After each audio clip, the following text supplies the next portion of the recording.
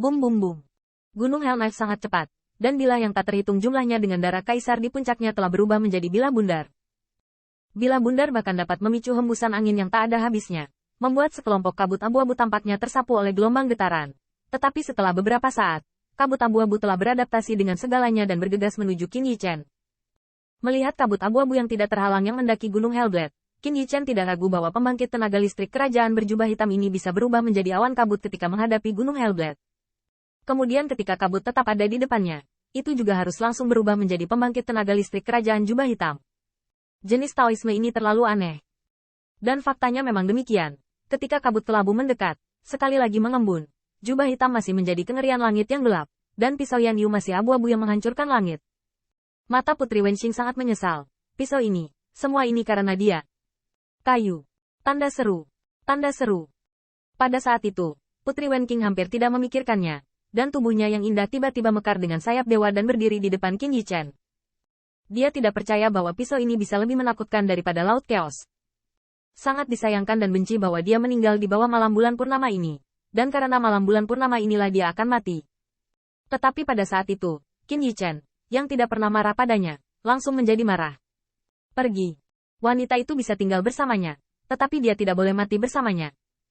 Qin Yichen mendorong Putri Wenqing tiba-tiba. Ada banyak alasan untuk menjauh, dan salah satu dari mereka layak untuknya. Hal yang paling realistis adalah Putri Wenxing tidak dapat menghentikan pedang ini, dan hanya akan menembus yang pertama dan dirinya sendiri. Sosok keduanya mendorong, dan pada saat itu mereka saling berhadapan. Putri Wenqing menatapnya yang mendorongnya pergi, dan Qin Yichen juga menatapnya yang penuh menyalahkan diri sendiri. Pada saat itu, mereka berdua bertingkah seperti musuh, dan mereka tidak menyia-nyiakan tenaga ketika mendorong satu sama lain, sehingga mata mereka tampak abadi pada saat ini. Trik ini.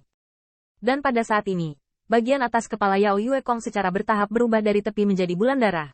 Dan ketika bulan darah secara bertahap selesai, inti bulan juga berubah menjadi langit dengan cahaya haus darah.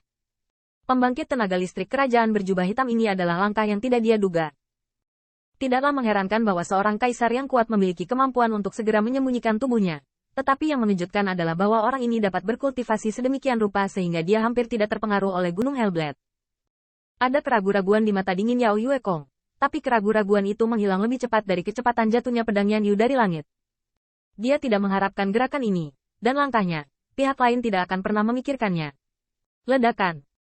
Pada saat itu, Iblis Yue Kong mengangkat telapak tangannya, bulan cerah berputar, dan cahaya bulan terang dan jernih. Dan itu tercermin dalam alam dao dari pembangkit tenaga listrik jubah hitam melalui celah kabut abu-abu dan gelap.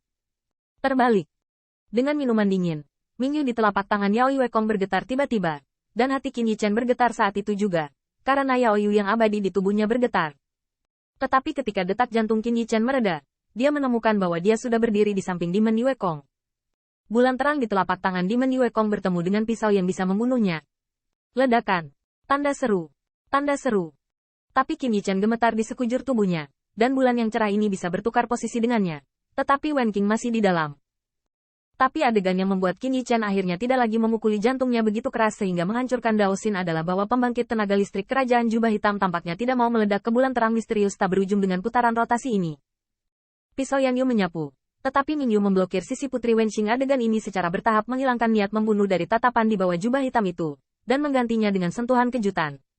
Ini adalah I Ching. Yao Yue Kong tiba-tiba. Tampaknya langit bulan iblis di neraka tidak hanya dihancurkan oleh cermin hati. Langkah ini benar-benar di luar harapan pembangkit tenaga listrik kerajaan jubah hitam, dan bahkan lebih sulit baginya untuk menghadapinya. Niat membunuh di bawah jubah hitam tidak bisa menahan, atau harus menahan. Tujuan terpenting adalah pisau pencuri itu telah jatuh di sisi Yao Yue Kong, sedangkan untuk Ke Wenxing, bulan yang cerah ini jauh mampu memberkati waktu 5 napasnya. Pada saat itu, pembangkit tenaga listrik kerajaan jubah hitam dan Demon Yue Kong saling berhadapan, dengan kegelapan menutupi dunia di satu sisi, dan bulan darah di langit di sisi lain. Mata keduanya dingin, tetapi mereka berdua terkejut, terutama pembangkit tenaga listrik kerajaan berjubah hitam. Dia tidak berharap bahwa Demon Yue Kong juga akan menjadi lebih kuat. Setelah puluhan juta tahun, dia menjadi lebih kuat, sebagaimana mestinya. Tetapi Yao Yue Kong ditekan di neraka pada tahun-tahun itu. Dan itulah kitab perubahan. Jumlah orang kuat di dunia yang bisa memahaminya tidak sebanyak jumlah kaisar. Apakah langkah ini juga dihitung oleh sisa-sisa dinasti sebelumnya? Pembangkit tenaga listrik kerajaan berjubah hitam melirik Putri Wenxing dengan dingin. Dan meskipun dia tidak berniat membunuh, Itu juga membuat hati yang terakhir hancur. Untungnya, putaran minggu ini berganti posisi dengan Qin Yichen alih-alih hanya menghisap Qin Yichen. Pergi kembali.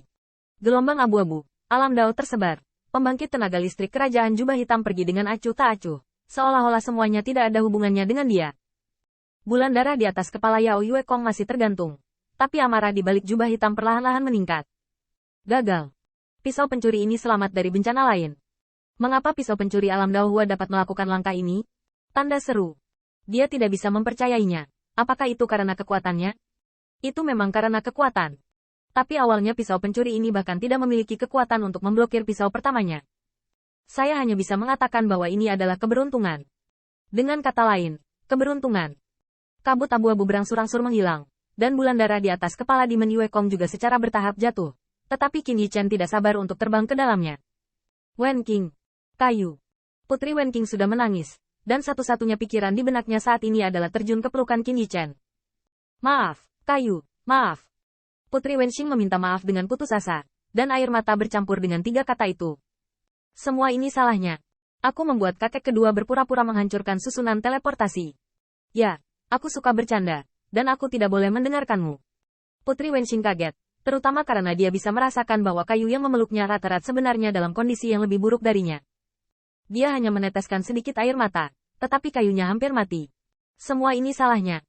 Jika Anda memiliki susunan teleportasi, Anda tidak harus melakukan perjalanan jauh, tetapi juga untuk membuka langit bulan iblis, dan Anda harus berpura-pura menjadi dunia 2 orang. Bahkan jika dia tidak begitu keras kepala sekali selama menstruasi, bencana ini tidak akan terjadi malam ini. Jangan menangis, jangan salahkan kamu, jangan salahkan kamu. Qin Yichen menggosok sutra biru Putri Wen Qing, dan memegang tubuh Nefrite yang harum dengan erat di pelukannya, berharap wanita cantik di pelukannya akan merasakan sedikit kenyamanan. Jangan salahkan kamu, sungguh. Qin Yichen tampaknya lebih tenang, atau dengan kata lain, dia lebih bijaksana. Ketika pembangkit tenaga listrik kerajaan jubah hitam pergi, pikiran pertama Qin Yichen adalah selamat dari bencana, dan dia sangat bersyukur. Tapi apa yang dipikirkan Putri Wen Qing adalah menyalahkan diri sendiri dan menyesal. Tidak ada yang benar atau salah. Tetapi Qin Yichen adalah seorang pria. Tampaknya dia lebih masuk akal.